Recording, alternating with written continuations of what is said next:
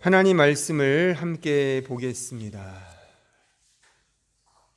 에베소서 1장 7절로 10절이 되겠습니다. 우리 다 같이 함께 한 목소리로 하나님 말씀을 읽겠습니다. 시작. 우리는 그리스도 안에서 그의 은혜의 풍성함을 따라 그의 피로 말미암아 속량 곧 죄사함을 받았느니라.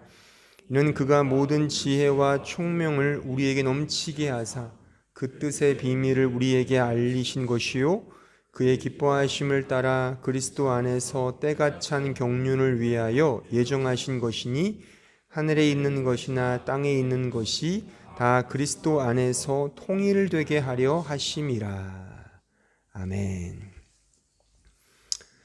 종교개혁 기념 세미나 두 번째 하나님의 성육신에 대하여 계속해서 공부를 해 보도록 하겠습니다. 지금으로부터 정확히 100년 전 1924년에 천문학계에 아주 위대한 발견이 있었습니다. 그것은 한 천문학자가 그 캘리포니아 윌슨산 천문대에서 안드로메다 은하를 관찰한 사건이었습니다. 그러니까 당시 사람들은 안드로메다 은하가 그 우리 은하 안에 있는 그냥 자그마한 성운쯤으로 이해를 했었습니다. 그런데 이 관찰을 통해서 안드로메다라는 그 은하가 우리 은하 바깥에 매우 거대한 또 다른 하나의 은하라고 하는 사실을 밝혀낸 것입니다. 이 관찰을 시도했던 그 천문학자가 한 번쯤은 들어보셨을 그 허블 우주 망원경의 주인공 에드윈 허블이었습니다. 그래서 이 발견을 가리켜 허블의 위대한 발견이라고 그렇게 명명되곤 합니다. 참고로 안드로메다 은하가 우리 은하로부터 250만 광년 떨어져 있습니다. 광년은 빛의 속도, 즉 빛이 1초에 30만 킬로미터를 가잖아요. 똑딱하는 사이에 지구 7바퀴 반을 돌고 똑딱하는 사이에 달에서 빛이 오는 겁니다. 태양에서 오는 빛은 8분 17초죠. 그러니까 지금 보는 빛은 8분 17초 전의 빛입니다. 그만큼 빛의 속도가 빠른데 그 빛이 가는 거리가 250만 광년, 250년이 아니라 250만 광년 떨어진 데에 우리가 잘 아는 이 안드로메다 은하가 있다는 사실입니다. 이것으로 인해 우주의 크기에 대한 새로운 인식의 지평이 열렸습니다. 우리가 상상할 수도 없는 우주가 펼쳐져 있구나. 그리고 이 천문학계에선 이런 코믹 아닌 코믹스러운 말들이 회자된답니다. 그러니까 이 은하의 수는 망원경의 발전에 비례한다. 그러니까 2007년 기준으로 천문학자들이 추측컨대 이 1000억 개가 이 은하계가 있대요. 근데 지금 벌써 15년 전이니까 지금은 더 많아졌겠죠. 그러니까 셀 수 없을 만큼의 이 은하가 있고 별이 있고 이 우주가 그렇게 넓다는 것입니다. 그런데 한번 생각해 보세요. 이 우주를 하나님이 창조하셨습니다. 하나님의 존재를 믿지 않는 분들이 혹 있다 하더라도 한번 논리적 상식으로 생각해 보자고요. 논리적 상식으로. 그러니까 기독교는 이 우주 만물을 하나님이 창조했다고 그렇게 믿죠. 그러면 보세요. 이 우주 만물을 하나님이 창조했다면 창조된 이 세상이 이렇게 넓은데 우리가 이해할 수 없을 만큼 넓은데 그 세상을 창조하신 하나님의 크기는 도무지 얼마나 크겠습니까? 따라서 우리가 하나님을 안다는 것이 얼마나 보잘것없는 세 발의 피라고 하는 사실을 우리는 고백할 수밖에 없는 겁니다. 우리는 하나님이 창조하신 이 우주의 발끝만큼도 아직 발견하지 못했고 알지도 못하는데 그 우주를 창조하신 하나님을 어떻게 다 알 수 있겠습니까? 그런데 여기서 놀라운 비밀, 놀라운 신비, 놀라운 사실이 나타나죠. 그 하나님이 우리의 수준에 맞춰서 우리에게 오셨다는 사실입니다. 그것도 우리와 똑같은 인간으로. 제 말이 아니라 우리가 기독교 경전으로 믿고 있는 성경이 그렇게 우리에게 증거하고 있다는 사실이죠.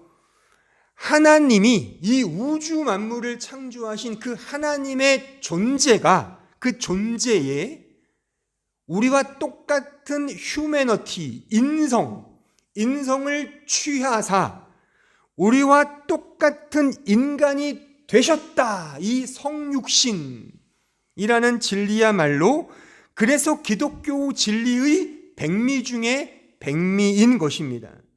모든 진리의 보고, 그 창고, 보고는 바로 이 하나님의 성육신의 진리에 세워져 있다 해도 과언이 아닙니다. 그만큼 이 성경 전체는 사실 예수님, 하나님이 인간 되신 그 사건과 그 인간 되신 하나님이 어떤 일을 우리를 위하여 행하셨는지에 다 기록되어 있습니다. 그것만 말씀하고 있습니다. 다른 말씀 없습니다. 그래서 우리가 알듯이 구약 성경은 앞으로 우리에게 인간으로 오실 그 예수 그리스도 메시아에 대한 예언이며 신약 성경은 이미 오신 예수 그리스도 그 하나님에 대한 존재와 그의 일하심을 기록한 말씀이 신약 성경인 것입니다. 따라서 이러한 진리는 우리가 신자라면 반드시 알아야 할 우리의 당연한 의무이고 무거운 책임이라는 사실을 여러분들은 무겁게 인정하고 인식해야 하는 것입니다. 그러므로 신자라는 막중한 책임의식과 의무감을 가지시고 이 진리의 말씀에 귀담아 잘 들으시기를 저는 당부를 드리는 것입니다. 조금 어려울 수 있고 조금 난해할 수 있고 설명 자체와 용어 자체가 익숙하지 않은 것일 수 있지만 여러분들이 진정 신자라면 하나님이 나에게 오셨다는 이 성육신의 진리, 이 교리, 이 말씀에 대하여 조금 더 집중하여 들으시기를 저는 당부를 드리는 것입니다. 자, 첫 번째, 하나님의 성육신에 대하여 지난주에 배웠던 부분들을 조금 복습하면서 자연스럽게 오늘 주제로 넘어가겠습니다. 하나님의 성육신은 그리스도의 한 인격이 펄슨이에요. 펄슨, 인격 혹은 디어티라고도 하는데 영어로 그냥 정통적으로 펄슨이라고 보면 정확해요. 펄슨, 페르조나. 하나님의 그 한 인격이 두 본성, 즉 디비너티와 휴머니티를 이렇게 유너티했다 이거죠. 결합한 그 상태가 하나님의 성육신이다. 그러니까 원래 하나님, 그러니까 제2위격이신, 자 2번을 가볼까? 2번 로고스 제2위격, 곧 하나님의 인격, 하나님의 신격이 바로 인격이고 그 인격이 인성을 취하신 겁니다. 그래서 인간이 되셨다라는 그런 교리적 설명입니다. 요 두 본성, 신성과 인성은 서로 변화 없이, 혼합 없이, 분리 없이, 분열 없이 그 그리스도의 원래 인격 안에서 공교하게, 그렇게 견고하게 결합되고 연합되었다. 그래서 제2위격이신 하나님, 성자 하나님은 데우스 호모, 신인, God-man 이시다. 그렇게 우리는 고백을 하는 겁니다.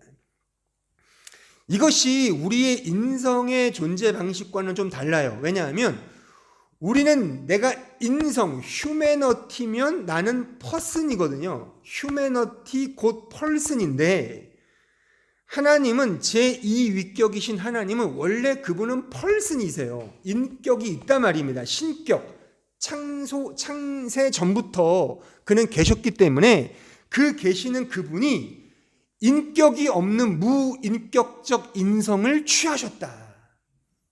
그것이 성육신의 연합이다 그겁니다. 따라서 3번 그리스도는 신성으로서는 하나님으로 역사하시나 인성으로는 인간으로 역사하신다 이겁니다. 그리스도의 두 본성은 그 본성대로 영구히 존재하시고 그렇게 일하신다 그겁니다. 쉽게 말하면 그리스도는 신성으로서는 삼위 하나님과 동일한 그런 사역과 세상 통치를 수행하십니다. 하지만 인성을 따라서는 그 본성의 법칙대로 인간이니까 인간의 본성대로 배고프시고 잠을 주무셔야 하고 피곤하시고 성장하시는 그런 식의 인간의 보편적 법칙 하에서 사셨다 그겁니다. 물론 부활하신 이후에 그 인성이 어떻게 바뀌었는지는 아무도 모르죠. 그 예수님만이 부활의 첫 열매, 부활체로 승천하셨기 때문에 우리도 그렇게 될 겁니다. 하지만 그 실체가 뭔지는 모르겠지만 우리가 그분의 이 공생애를 통해 알 수 있는 확고한 것은 우리와 똑같은 인간성을 가지신 보편적 법칙 하에서 사셨다라고 말할 수가 있는 거예요. 그래서 신성을 따라서는 everywhere, 어디나 계시지만 인성을 따라서는 somewhere 하신다 그겁니다. 지금도 마찬가지예요. 지금도 보세요. 우리는 인간이잖아요. 인간은 한 장소에 한 시점에 어느 곳을 점유할 수밖에 없습니다. 지금 제가 이 시간 이 자리에 설교하고 있는데 나라는 존재가 다시 집에서 유튜브를 보거나 책을 보거나 애를 보거나 그럴 수 없습니다. 그렇죠? 나라는 인간성, 인간 존재는 여기에 존재하고 이 장소를 점유하고 있는 것이거든요. 마찬가지로 그리스도도 신성을 따라서는 everywhere, 어디나 계십니다. 그분이 우리 마음에도 계시고 지금 여기 예배에도 계시지만 저기 다른 교회 예배에도 계시고 다 계시는 거예요. 그리스도의 영으로서. 그게 예수님이거든요. 그분도 하나님이시니까 어디에나 everywhere 하시는데 인성을 따라서는 한 장소에 계신다. 그럼 지금 예수님은 어디 계시는 거예요? 인성을 따라서는 우리들 고백하잖아요. 하나님 보좌 우편에 앉아 계신다. 그 인성을 따라 계시는 거예요, 그게. 하지만 그 하나님, 그 예수님이 신성을 따라서는 지금 내 안에 계시는 거죠. 이런 대조와 비교와 차이를, 이런 교리를 배우면서 잘 이해를 하셔야 됩니다. 그리스도는 신성을 따라서는 남자 없이 성령으로 잉태하여 출생하셨지만 인성을 따라서는 보편적 법칙에 따라 한 여자에게서, 그 여자가 누구예요? 마리아라는 그 여인을 통하여 이 세상의 인성을 따라 태어나신 겁니다. 그래서 그 마리아를 가리켜 테오토코스라 부르는 거예요. 테오토코스, 하나님의 어머니. 우리도 그렇게 인정을 해요. 우리도 마리아는 테오토코스, 하나님의 어머니라 고백을 합니다.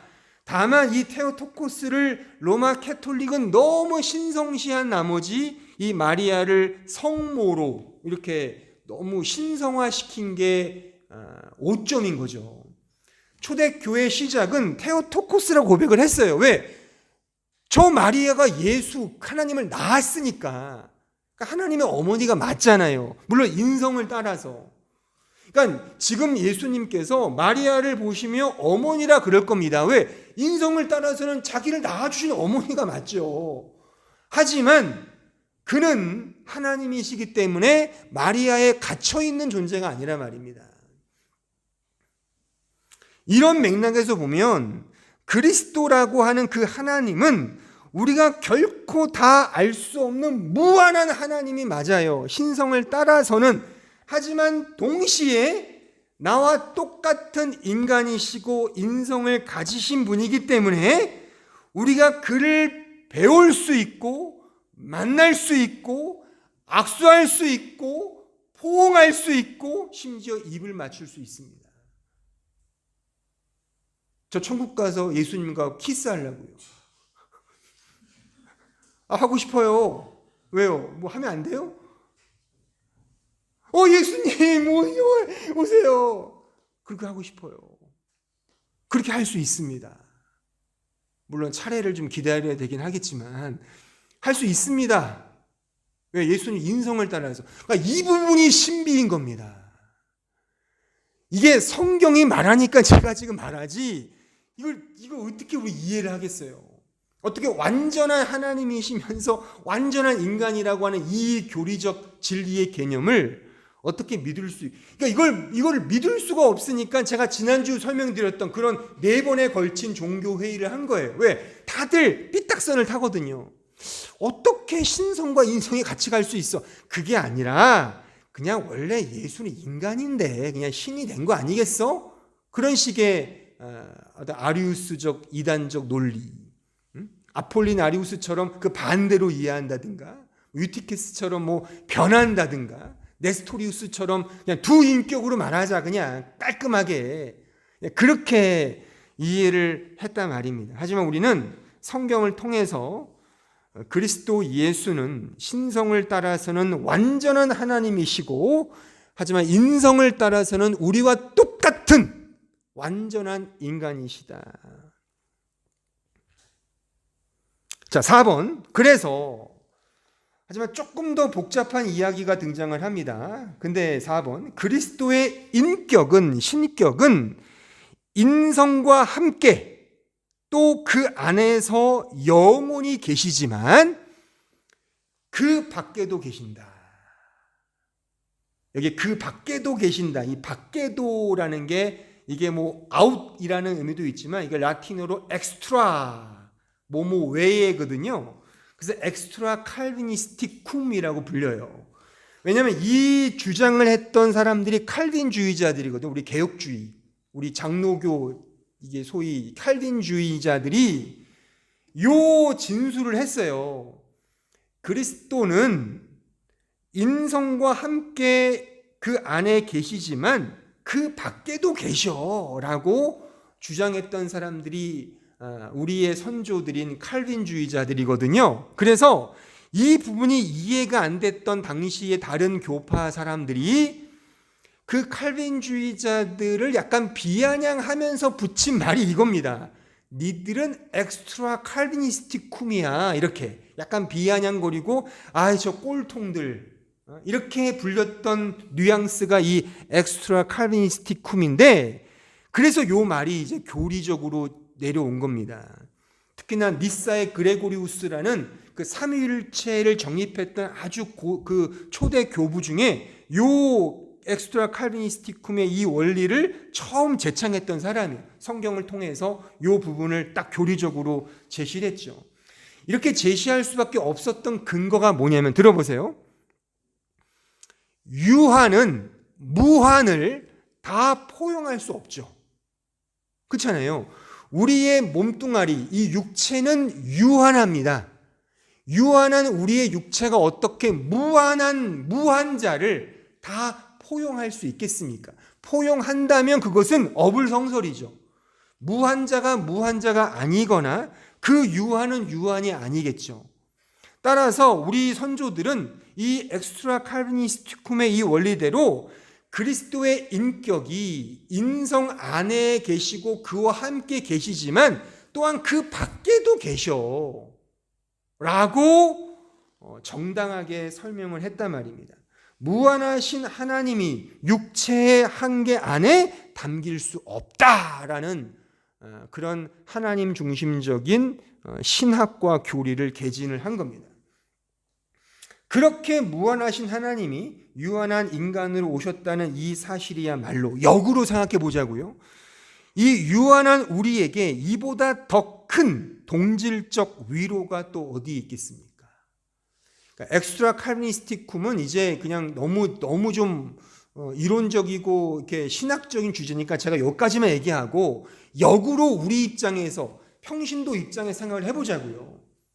제가 이 부분을 이제 글로 쓰고 있는데 아마 나중에 논문이 나오거나 그러면 아마 이 부분을 제가 아마 좀 책이든지 뭐든지 한번 낼 수도 있을 것 같습니다. 어쨌든 이걸 역으로 생각을 해보자고요. 뭐냐면 그 무한하신 하나님이 유한한 인간으로 오셨다는 그 성육신의 교리가 정말 사실이라면 그것만큼 우리에게 동질적 위로가 되는 이 진리가 어디에 있겠냐 그겁니다. 우리 인간은 참 많은 어려움과 고통 속에 살고 있죠. 위로가 필요하잖아요. 위로가 필요합니다. 그러면 우리가 과연 어떤 위로를 줄 때 그 많은 고통 중에 있는 사람들이 위로를 받겠습니까? 동질감이겠죠. 그렇죠? 가족을 잃은 그 사람을 위로할 때 가장 큰 위로는 나도 그랬어. 말하자면 그런 표현 하나가 당신도 그랬어요? 그랬군요. 라는 그 동질 유대감이 그 관계가 진정한 그 사람에게 위로가 되지 않겠냐 그겁니다. 왜 우리네 역사와 인생 속에 소위 학연, 지연, 소위 중국말로 관시라 하죠. 관계. 그것이 왜 끊이지 않고 그것이 가장 중요하게 상정되는 이유는 좋든 나쁘든 다 우리는 그 관시 아래 살거든요. 그런 이유는 사실 좋게 보면 동질감이라고 생각을 합니다. 저 같은 공평무사한 자가 방문하는 지체들 중에서 엄청나게 막 얼굴을 막 웃으면서 얘기한 때가 종종 있어요. 그때가 언제인지 아십니까? 이럴 때 저를 유심히 관찰했다면 뭐 그렇게 많지는 않았는데 그럴 때가 언제였냐면 해군 출신이 왔을 때 해군 출신 저 해군 몇 기에 필승 막 이렇게 되거든요. 해군인 출신일 때 뭔가 끌려요. 너도 진해 앞바다에서 기초 군사훈련 받았구나. 무슨 병이야? 저 갑판병. 나도 갑판병이야. 뭐 그런 식의. 심지어 같은 배를 탔다면 이거는 거의 양자가 되는 거죠. 양자가 되는 겁니다. 아직 같은 배를 탄 사람은 없었어요. 자 보세요. 다 그렇잖아요. 너 어디야? 너 거기 학교 나왔어? 야 나도 거기야. 이런 거, 이 동질감. 이걸 놓지 못하는 겁니다. 그러니까 나쁘기도 하겠지만 이게 끊을 수가 없는 겁니다. 여러분들이 한국 갔는데 독일 어디 드레스덴? 어디야? 한마음교회? 언제 다녔어? 저 몇 년도에? 야, 그 목사님 잘 계셔? 아직도 뭐 그냥 있어요. 그래? 그럴 때 가지는 그러면 같이 밥 사는 거 아니에요, 그때? 10,000원짜리 낼 거를 3만 원 내는 거 아닙니까, 그때? 왜? 관시가 되니까요. 그 동질감.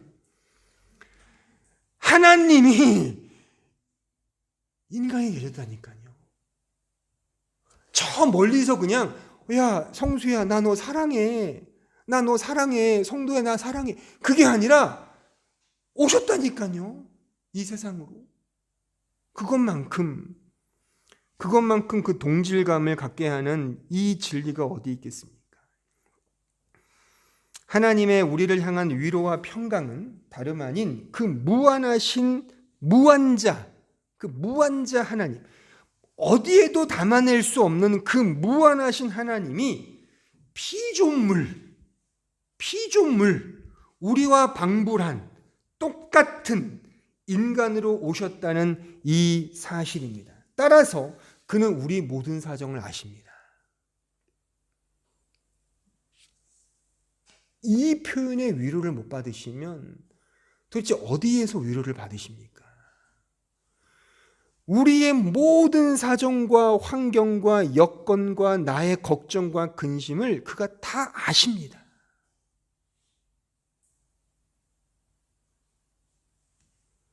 우리의 수준으로 내려오셔서 우리가 갖고 있는 모든 것들을 그가 다 아시고, 그래서 우리의 모든 필요와 요구와 욕망과 심지어 죄까지도 낱낱이 다 아시며 그 모든 것들을 끌어안고 그가 십자가를 지시고 죽음이라는 인간 최악의 상태까지 내려가신 그분, 이게 엑스트라 칼비니스틱 쿰이라는 이 진리가 우리에게 가르쳐주는 역설적 교훈이에요.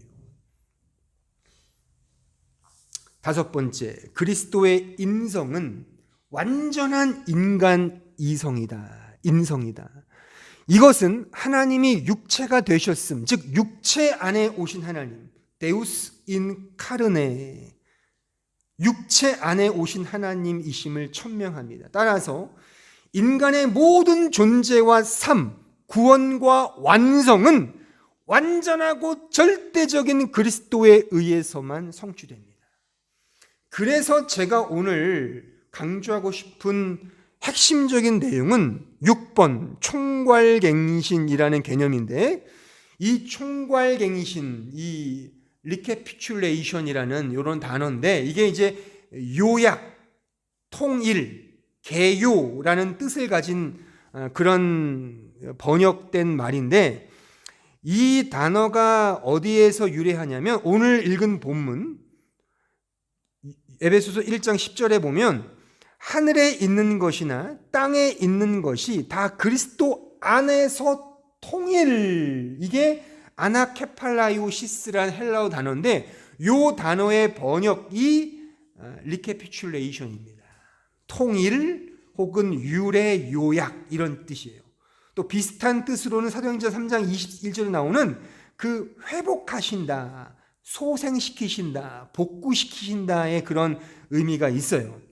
요 총괄갱신이라는 요 교리를 처음 제창했던 분이 2세기 교부였던 그 이레니우스라는 아주 신실한 초대 교부가 요 원리를 처음 제시했어요. 그러니까 이 총괄갱신은 뭐냐면, 제가 여기 적어놨지만, 그러니까 그리스도가 성육신 하심으로써 인류를 자신 안에 다 합치시켜서 인류를 회복하며 갱신하신다는 그런 뜻입니다. 그러니까 총괄, 모든 것들을 다 총체적으로 자신 안에 함께 담아서 모든 것들을 완성하시고 성취하시고 이루신다라는 게 바로 이 총괄갱신이라는, 그러니까 이 케팔라이오시스라는 요 단어를 이렇게 총괄갱신, 이건 이제 지금은 이제 그 작고하신 그 한철하 박사님이라고 우리 조직신학, 한국 조직신학의 아주 원년 멤버가 계셔요. 이제 그분이 요 단어를 그렇게 번역을 했어요. 제가 볼 때는 아주 번역을 잘 하신 것 같아요. 총괄갱신이라고. 어쨌든 요 총괄갱신을 제가 설명하면서 우리의 구원의 서정, 구원의 어떤 소위 9가지 서정에 제가 한번 하나하나 적용시켜 가면서 제가 설명해 드리고자 합니다. 자, 7번에 보시면 구원의 서정이라고 하잖아요. 우리가 구원을 받는 단계라고 하잖아요. 이렇게 뭐 소명을 받고 중생, 또 이렇게 회심하고 또 믿음과 칭의와 또 하나님의 자녀가 되고 또 성화를 이루고 또 견인을 하며 또한 영화롭게 되는 소위 소중회, 신칭수, 성경영이라는 이 9가지 단계가 있는데, 그러니까 교리적으로 만든 거죠. 이렇게 이 성경을 통해서 이렇게 우리가 구원을 받는 그런 과정들을 좀 이렇게 체계적이고 좀 이렇게 일관되게 이렇게 나타낸 교리인데, 요 9가지 단계를 제가 하나하나 설명하면서 거기에 그리스도의 성육신이 어떤 역할과 어떤 중추적인 자리를 점하고 있는지를 제가 설명하면서 이 총괄갱신의 하나님의 성육신의 교리를 제가 구체적으로 한번 설명해 보고자 하는 것입니다. 자, 첫 번째가 소명이에요. 소명은 콜링, 부르심이거든요. 이 부르심은 하나님의 부르심인데, 그 부르심의 핵심은 그 부르심에 응답하는 인간에게 초점이 있는 것이 아니라 죄인을 부르러 이 세상에 오신 하나님에게 초점이 있는 겁니다. 그러니까 성육신인 거죠. 이해를 하시겠어요? 나 하나님께 소명받았어 라는 건 내가 하나님의 소명에 리스판스 했다는 게 아니라, 성경의 진의는 하나님이 나를 부르시기 위해, 나 같은 죄인을 부르시기 위해 이 세상에 오셨어 라는 이 성육신이 전제되어 있다는 사실입니다. 더 나아가서 소위 이 소명이라는 것이 내가 주님을 믿게 됐다는 소명도 포함되지만, 소위 어떤 일을 하는, 그러니까 저같이 목회자로 소명을 받았다, 어떤 일에 비전의 사명을 받았다라는 그 사명과 소명도 마찬가지인 겁니다. 그 소명과 사명 역시도 내가 하나님 나를 그 일을 하게 하시기 위하여 부르셨다는 거기에 방점이 찍혀 있는 것이 아니라, 원래 하나님이 그 일을 하셔요. 원래 그 일을 하시는데 우리를 불러서 그 일을 하도록 동참시켰다라고 하는 의미인 것입니다. 제가 목회자가 되어서 하나님의 소명을 받아 내가 이렇게 목회를 한다가 아니라 하나님이 목회를 하십니다. 왜요? 이 교회의 주인은 하나님이시잖아요. 예수님이시잖아요. 하나님이 원래 당신의 교회를 이끄실 겁니다. 그런데 놀고 있는 저를 너 일로 와서 놀지 말고 그냥 일 도와봐. 그 불러주신 거예요. 그래서 여기 와서 목회를 하는 겁니다. 말하자면 놀고 있다고 해서 백수고 하는 게 아니라 다 그런 거잖아요. 우리가 잘나고 특출나서 그 일에 내가 적합해서 그 일을 하는 것이 아니라 불러주신 것도 하나님의 은혜라고 하는 사실입니다. 하나님이 하시는 일에 나를 참여케 하신다. 이게 하나님의 선택과 부르심이라고 하는 것이죠. 그것의 전제는 그래서 하나님의 성육신, 이 세상에 오신 것이 전제되기 때문에 이 우리의 부르심이 가능하게 되는 것입니다.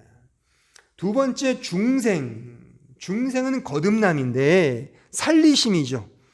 그리스도의 영이 우리 안에 부어지심이 중생이에요. 거듭나는 거잖아요. 하지만 이 거듭남의 중생을 위해 하나님이 친히 우리에게 오셨다는 성육신이 반드시 놓여 있어야 되죠. 왜요? 그리스도의 영, 그 성령이 오시기 위해서는 그리스도, 하나님의 성육신이 전제되지 않고서는 하나님의 영은, 성령은, 그리스도의 영은 일하지 않습니다.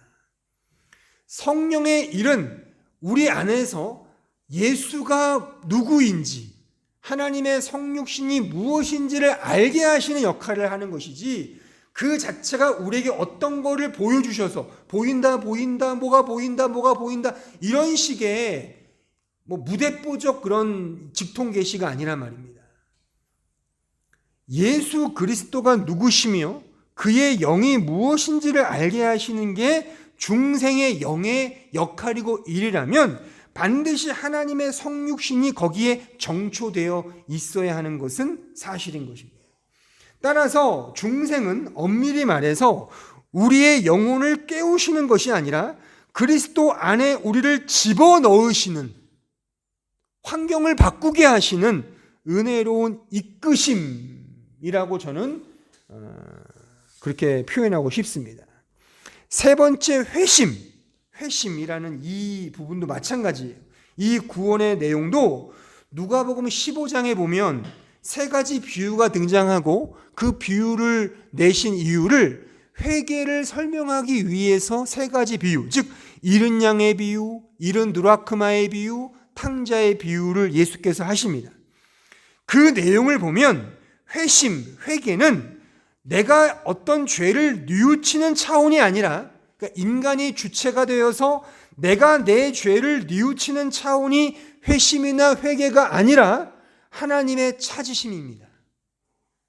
잃은 양을 찾아 헤매시는 그 목자, 잃은 드라크마를 찾아 헤매는 여인, 집 나간 아들을 기다리는 아버지, 그 하나님 아버지의 찾으심이 말하자면 회심이고 회개인 것입니다. 성경이 말하는 따라서 회심과 회개는 인간이 주체가 되는 게 아닙니다. 그 죄인을 찾으시는 하나님 아버지의 사랑과 은혜, 그걸 위해 이 세상에 오신 하나님. 네 번째, 신앙, 믿음. 믿음은 제가 여러 번 강조했듯이 하나님의 믿음입니다. 하나님의 믿음이에요. 그러니까 믿음이라는 이 구원의 개념은 하나님의 믿음이 우리의 믿음이 되게 하시기 위해 하나님이 친히 인간이 되셨음을 설명하는 내용이지, 내가 종교적으로 그냥 믿는다, 그 차원이 아닙니다. 그거는 다른 종교도 있잖아요. 나 부처님 믿습니다, 뭐 그런 개념은 아니겠지만 다 믿잖아요. 이렇게 뭐 정화수도 놓고 비나이다, 뭐 옥황상제끼 비나이다, 믿습니다. 그게 기독교 성경이 말하는 믿음이 아닙니다. 믿음은 성육신하신 하나님의 진리, 그 하나님의 믿음이 우리의 믿음이 되게 하기 위하여 친히 믿음을 위해 친히 이 세상에 오신 예수 그리스도, 그가 믿음이에요. 5번, 다섯 번째, 칭의. 칭의는 우리를 의롭다 여겨주시는 하나님의 은혜의 백미죠. 의롭다 여겨주시기 위해, 보세요, 죄의 모양으로 이 세상에 오신 하나님의 성육신이 있어야만 하는 겁니다. 그 성육신이 있어야만 그 의를 우리에게 전가시켜 주는 거죠. 우리가 의롭게 되는 게 아닙니다. 의는 예수 그리스도 안에만 있습니다. 그 의를 성육신하신 그 사건을 통하여, 십자가 사건을 통하여, 부활을 통하여 우리에게 그냥 거저 주시는 거예요. 이게 칭의, 그래서 칭의예요. 의를 그렇게 칭하다, 여전히 죄인인데, 이게 칭의입니다. 예수는 우리가 범죄한 것 때문에 내줌이 되고 또한 우리를 의롭다 하시기 위하여 살아나셨느니라. 그리스도의 죽으심과 부활이 공히 그리스도의 성육신을 전제하기에 그리스도의 성육신이 곧 우리의 칭의인 것입니다. 여섯 번째, 수양, 아들됨이에요. 수양, 아들됨. 이 아들됨의 구원의 내용도 마찬가지예요. 아들됨이 뭐예요? 그리스도의 인자, son of man, 인자. 하나님의 인자 되심이 곧 우리의 하나님 아들됨에 근거됩니다. 그래서 그리스도가 우리의 하나님의 맏아들이라고 표현하잖아요. 또 우리는 그 아들의 형상을 본받아야 한다라고 말씀하잖아요. 이게 다 우리가 그냥 아들 되는 게 아니라 그리스도를 통해 아들이 되는 거예요. 그리스도를 통해 된다는 것은 그리스도 하나님이 우리와 똑같은 아들이 되셨잖아요. 이 세상의 인자, 사람의 아들, 그 사람의 아들 됨이 근거가 되어 우리가 아들이 되는 겁니다. 그러니까 그분의 성육신이 없었다면 우리의 아들됨은 없는 겁니다. 딸도 마찬가지예요. 뭐 아들 하니까 뭐 딸들은 좀 서운한데, 아들은 그냥 신자를 가리키는 겁니다. 우리의 신분이 하나님의 자녀가 된다, 그거지. 뭐 이렇게 성의 구분처럼 뭐 이런 거 아닙니다. 어쨌든 하나님이 그분이 인자가 되심으로써 우리의 아들됨이 확정되고 확증된다, 그겁니다. 일곱 번째, 성화. 거룩해 되는 거죠. 성화는 우리의 실력과 자질의 성숙이 아닙니다. 성화는 그리스도 예수 안에서 함께 살게 하시는 은혜입니다. 함께 살게 하시는, 함께 살기에 우리를 흔드시는 거죠. 왜요? 흔드는 이유가 뭐죠? 우리는 본질상 죄인인데 여전히 죽을 몸을 입고 있기에 여전히 세상의 원리와 방식대로 살고 있지 않습니까? 그런 우리가 그리스도와 하나가 되어 연합이 되어 그와 함께 산다면 마냥 좋을까요? 좋지 않죠. 그게 흔드심이라는 겁니다. 하나님의 흔드심. 그렇게 살 수 없도록 우리를 흔들어서 고달픈 고난의 길로 이끄시는 그 여정이 말하자면 성화이죠. 그러니까 이 흔드심이 가능하게 하기 위해서 그리스도가 우리에게 오셔서 우리 그리스도 안으로 우리를 묶어내야만 이 거룩의 흔드심이 가능하잖아요. 이 은혜의 장이 열리잖아요. 그러니까 이 성화도 그리스도의 오심이 없으면 아무런 의미가 없는 겁니다. 견인이 견디게 한다는 거거든요. 견디게 하신다. 하지만 이 견딤의 주체는 신자가 아닙니다. 내가 막 견뎌서 나 주님 닮을 거야, 이 고난을 참을 거야, 그게 아닙니다. 기독교가 말하는 견인은 하나님이 인간이 되사 우리와 함께 견뎌주시는 은혜의 역사를 말하는 거예요. 내가 견뎌서 이기는 싸움이 아니라 그리스도가 우리 편에 오사 나를 안고 내가 가진 모든 고난과 시련을 겪어주시는 겁니다. 이거를 느끼시기 바랍니다. 정말로. 하나님은 저 하늘 위에서 야 암흑의 성도야 잘 버텨봐, 견뎌봐, 그래야지 너 금멸류관 쓰는 거야. 그거는 세상 종교에도 있잖아요. 고진감래. 하늘은 스스로 돕는 자를 돕는다. 그렇게 열심히 참고 견디면 큰 상급이 있어. 그거 기독교 아닙니다. 기독교는 하나님이 우리에게 내려오셔서 지금의 나의 실존적 문제를 그가 함께 견디고 계신다는 거예요. 그러니까 여러분들이 힘들면 힘들수록 하나님도 함께 힘들고 계시다. 그러니까 이런 동질감만큼 우리에게 위로가 되고 힘이 되지 않는다면 기독교를 믿을 이유가 뭐가 있겠습니까? 솔직히. 이런 진리가 있기에 우리가 이 성경이 말하는 기독교를 믿는 거잖아요. 인간적으로 말하면.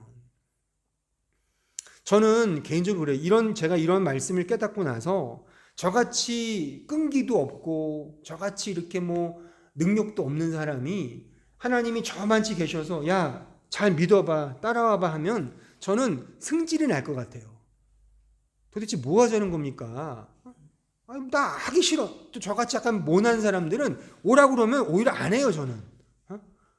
우리 아내한테 물어보세요. 뭐 하라 하면 안 해요, 저는. 절대.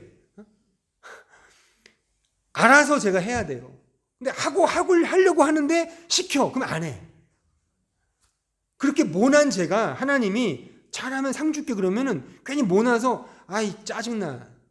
당신이 뭔데 나보고 이러라 저러라 해. 그럴 수 있지 않겠어요? 근데 그냥 말이 없어요. 주님은 오늘 성가대 들었잖아요. 눈에 보이지도 않아요. 근데 그분이 지금 나랑 똑같이 계시대요. 그러면 여기 안에서 우리에게 가지는 큰 평안함이 있는 거죠. 하나님, 이 우주를 만드신 그 하나님이 지금 나랑 똑같이 이 사정에 계신다고? 그렇게 보면 지금의 상황과 여건과 환경과 그 어떤 것도 다시금 다른 관점으로 볼 수 있지 않겠습니까? 각자가 그렇게 관점을 가져보시고 제가 거기까지만 말씀을 드리는 거예요. 각자 사정은 제가 모르니까. 지금 이렇게 해피하게 앉아있지만 그 속에 뭐가 있는지 제가 어떻게 알아요? 이 진리 속에 적용을 해보시라는 거죠. 어떠한 아픔과 고통이 있다 하더라도 하나님이 지금 우리 사정에 함께 계신다면 달리 보일 수 있지 않을까요? 아니 예를 들어 여러분 집에 지금 한국 대통령이 와 있다고 생각해 보세요. 함께. 근데 이렇게 살아요. 근데 그럼 그 대통령이 저기 미국 대통령 그 힘 있는 대통령이 딱 보고 계셔요. 근데 열심히 살아. 너무 힘들어. 근데 그분이 보고 계셔 같이. 그러면 우리 마음에 앞으로 뭔가 있겠지. 뭔가 기대를 보상을 받는다는 것도 있겠지만 그 자체가 뭔가 있겠지. 지금 이렇게 안 풀리는 게 뭐가 있겠지라는 그런 생각을 하지 않겠습니까? 하다못해 인간도 그러한데 이 우주를 창조하신 하나님이 지금 나와 함께 계신다는데 나의 상황과 여건이 어떠한들 그걸 그 사정으로만 볼 필요가 있겠냐는 겁니다. 조금 더 지평이 넓어질 수 있지 않냐. 저는 그 얘기를 드리고자 하는 것입니다. 하나님이 멀찌감히 서서 그냥 보고 계시는 게 아니라 우리와 함께, 나와 함께 지금의 이 실존을 겪고 계시고 있다. 이게 견인입니다. 견인이에요. 그러니까 견딜 수 있는 거죠. 그러니까 우리에게는. 내가 힘있게 견뎌서 견디는 게 아니라 이 견딤도 그래서 하나님의 은혜인 것입니다. 마지막 영광은 성육신하신 하나님 안에서만 드러나는 영광이 진짜 영광이죠. 요한일서 1장 14절 지난주의 본문이죠. 말씀의 육신이 되어 우리 가운데 거하심에 우리가 그의 영광을 보니 그 영광이에요. 성경이 말하는 영광은 이것밖에 없습니다. 구약의 영광도 이것에 대한 예표예요. 하나님이 이렇게 무슨 성막에 내리시고 이렇게 제사에 임하시는 건 다 메시아, 앞으로 오실 십자가 예수에 대한 예표이지 이게 영광인 거예요. 이게 영광. 이 영광을 보니 아버지의 독생자의 영광이요 은혜와 진리가 가득하다. 영광은 다른 말로 완성입니다.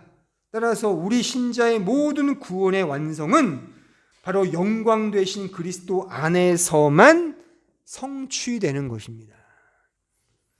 우리의 영광은 그래서 성육신하신 하나님 그리스도 예수 안에서만 완성된다 그겁니다.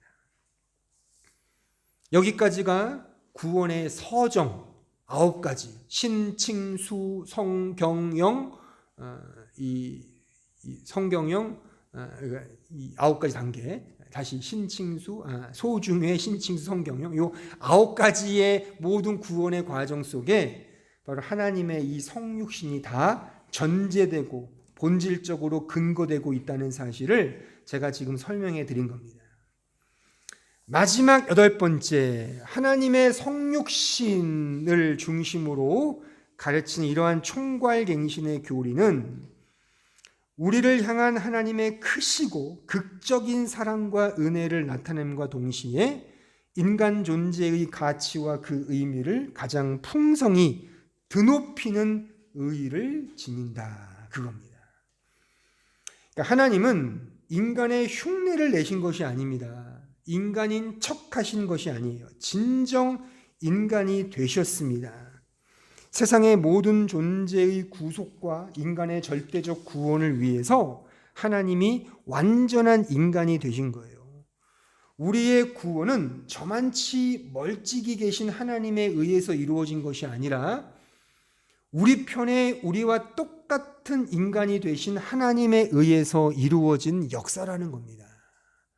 여기에 진정한 하나님의 은혜와 사랑이 깃든다 그겁니다. 선거철만 되면 정치인들이 전략적으로 찾고 있는 곳이 동서고금을 통틀어 가장 낮고 낮은 자리일 겁니다. 이를테면 고아원, 노인복지관, 병원, 요양소, 38선 철책을 지키는 국군 장병들에게 가서 어떤 퍼포먼스를 하겠죠.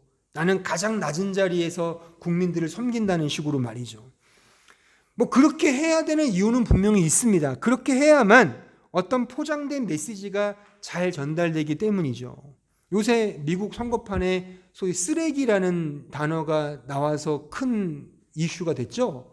그 바이든이 실수인지 뭔지 이렇게 쓰레기라는 말을 유권자들에게 해버리는 바람에 그게 큰 반향을 일으켰어요.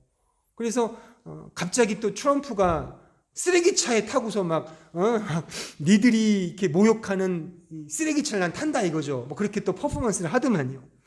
근데 진짜 쓰레기차를 탔지만 그가 쓰레기가 된 건 아니잖아요. 모든 정치인들이 이렇게 가장 낮은 자리에 가요. 하지만 아무리 그들이 간다 한들 부모 잃은 그 고아 같이 될 수 있습니까? 아무리 거기에 간들 그 정치인들이 병들고 힘없는 노인, 그 병자들이 될 수 있냐고요. 아무리 그 38선에 간들 그들이 진짜 하루 정도 갔다가 오지만 정말 2년 동안 그 철책을 지키는 그 군인이 될 수 있냐고요. 다 퍼포먼스죠. 어떤 그런 척하는 거예요. 자신의 이익을 위해서. 하지만 보세요. 우리의 하나님은 우리를 위해서 쓰레기와 박물한 죄인 중에 괴수인 우리를 위해서 그가 친히 죄가 없으시지만 죄의 모양으로 오셨단 말입니다. 완전한 인간으로 오셨단 말입니다. 그래서 우리의 구원을 완전히 이루셨단 말입니다. 이것만큼, 이 진술만큼 하나님의 가장 크고 높으시고 놀라운 은혜와 사랑이 있다면 그게 무엇이겠습니까?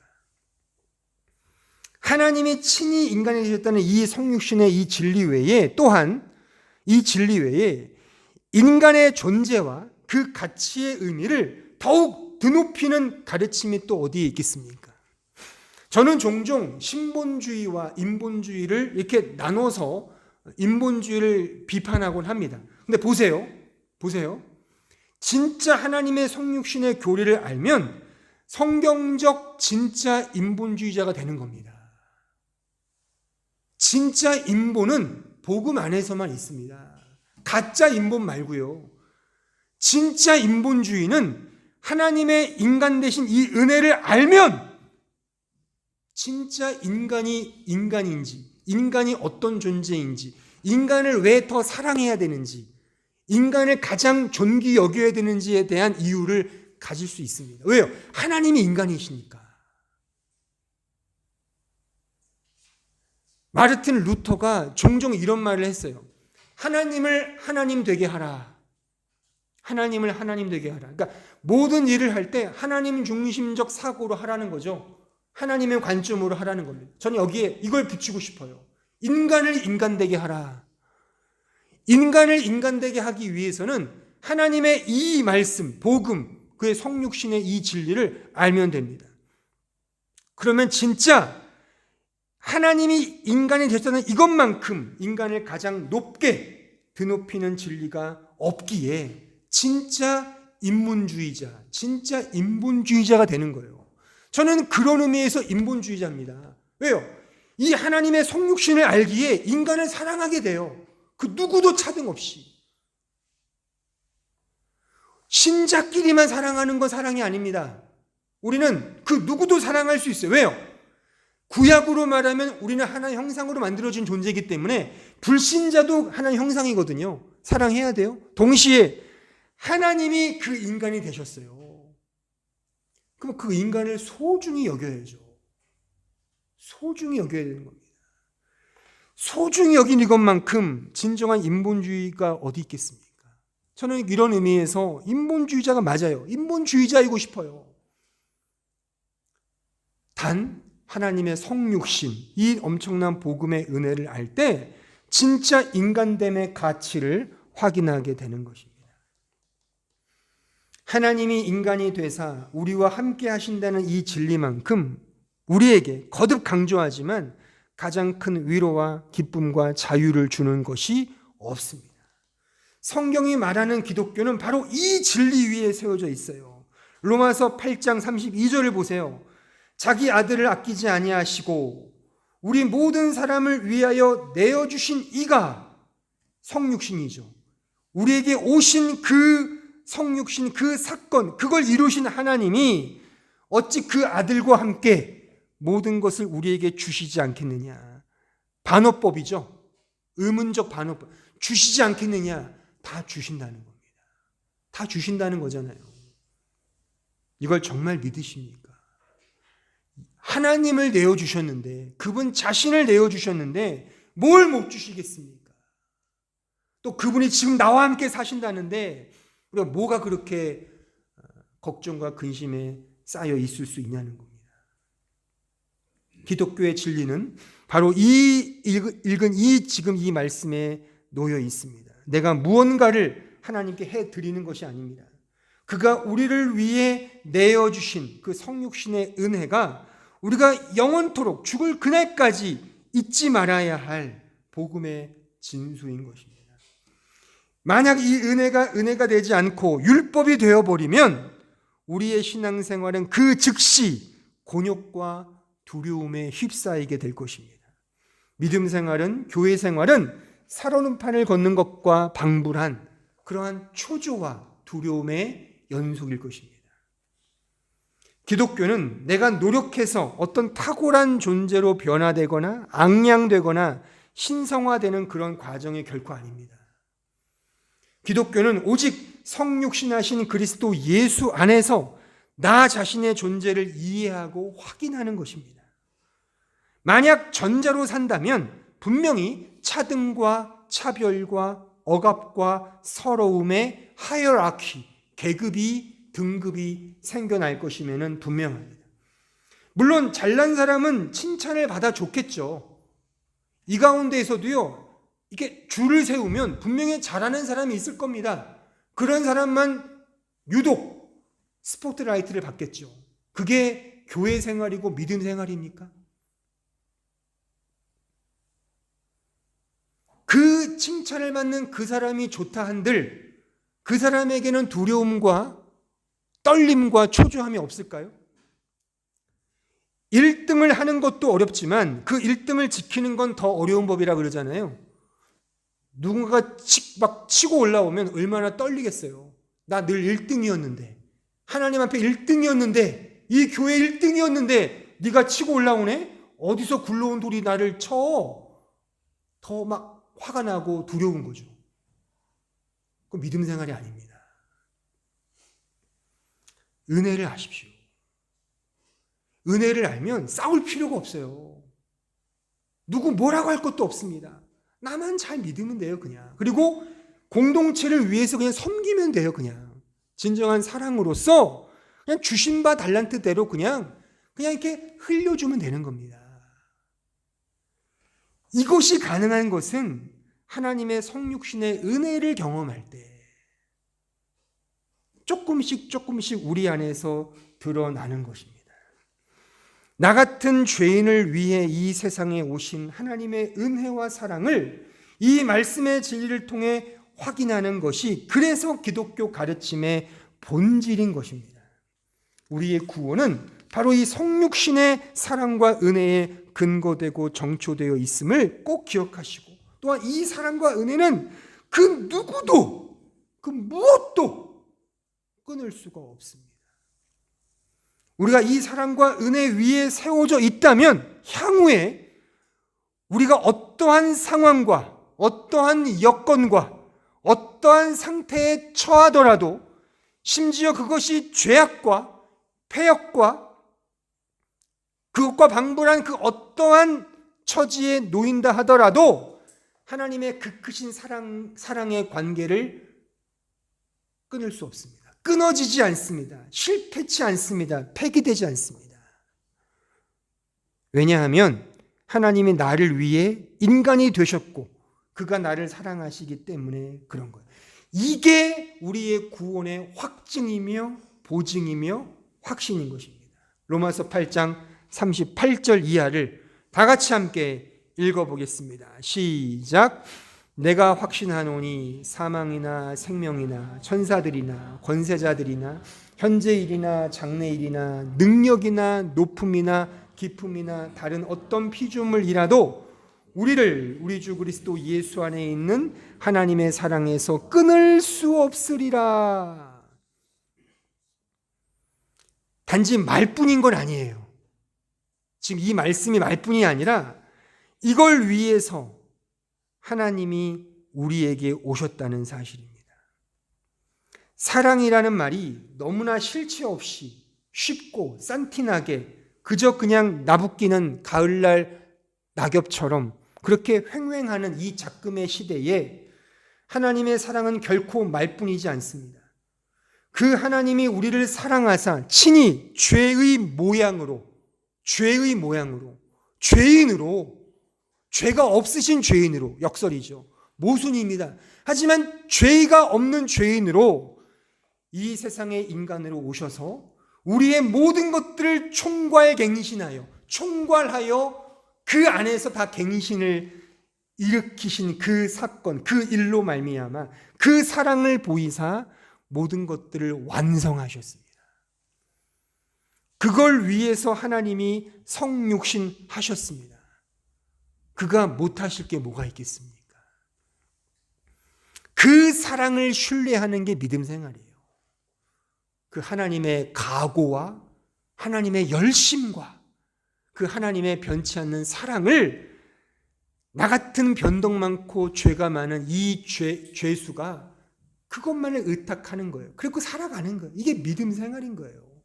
나는 늘 매일처럼 실패해요. 늘 실패할 겁니다. 죽을 때까지 실패할 겁니다.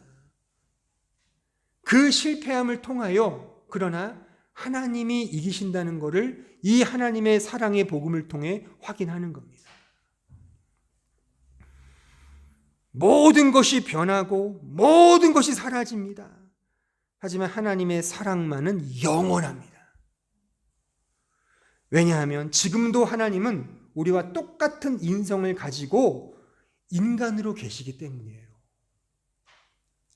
이 진술에 참 은혜가 돼요, 저는. 지금도 하나님은 우리와 똑같은 인간으로 물론 부활체겠죠. 역사적으로 부활하셨으니까. 첫 열매로 부활한 그 부활체는 몰라요. 근데 이건 있죠. 나도 저분처럼 저렇게 부활하겠구나. 그건 너무 기대가 돼요. 어떻게 부활할까? 나의 육체가 어떻게 부활하지? 그 예수님과 함께 어떻게 동산을 거닐까? 정말 저 다 정해놨어요. 저 먼저 갈 거예요, 예수님께. 그래서 제가 먼저 끼안고 악수하고 뽀뽀할 겁니다. 제 다음으로 오세요. 우리끼리는 그렇게 결정을 하자고요. 나중에 각자 차례를 서 보세요. 그럴 수 있어요. 왜? 그분은 인성을 가지신 하나님이시니까. 그러니까 이게 유머러스하거나 뭔가 유아틱하게 제가 설명하는 게 아니라 그 정도로 너무 가깝다는 겁니다. 하나님이. 이 우주 만물을 창조하신 하나님이 나와 똑같은 인간이래요. 지금도요. 그러니까 우리의 상황과 여건이 어떠하든 이 변함없는 하나님의 그 영원하신 사랑을 마음에 품으시고 이 진리 안에서 주어진 삶의 그 환경 속에서 진정한 기쁨과 위로와 자유를 누리시기를 진심으로 기원합니다. 기도하겠습니다. 아버지 하나님 감사합니다. 오늘 말씀을 통하여 인간이 되신 하나님, 지금도 영원토록 이제 인간으로 우리와 함께 계시는 그 하나님에 대하여 배웠습니다. 육체 안에 오신 하나님, 육체 안에 계신 하나님, 우리 이해할 수 없는 그 하나님을 우리가 배웠습니다. 이해할 수 없지만 한 가지 분명한 것은 저의 모든 걱정과 근심을 당신께서 아신다는 사실입니다. 아시는 정도가 아니라 같이 공감하고 같이 아파하시고 같이 힘들어하시고 제가 울 때 같이 우시고 제가 힘들 때 같이 힘들어하신다는 사실을 오늘 확인했습니다. 그러니 저는 외롭지 않습니다. 저는 힘들어도 주님이 함께 하시기에 당당히 승리할 줄로 믿고 그 믿음 안에서 당당히 나아감을 또한 이 말씀을 통하여 확인합니다. 우리 모든 성도들 어떠한 처지와 어떠한 환경에 있든 지금은 나와 함께 계시는 그 임마누엘 하나님을 떠올리며 이 진리를 통해 상기하며 더 힘을 내게 하시고 용기를 내게 하시고 담대하게 씩씩하게 주어진 삶을 살아내는 주의 백성들 될 수 있도록 은혜와 자비를 베풀어 주시옵소서. 예수님의 이름으로 기도하옵나이다. 아멘.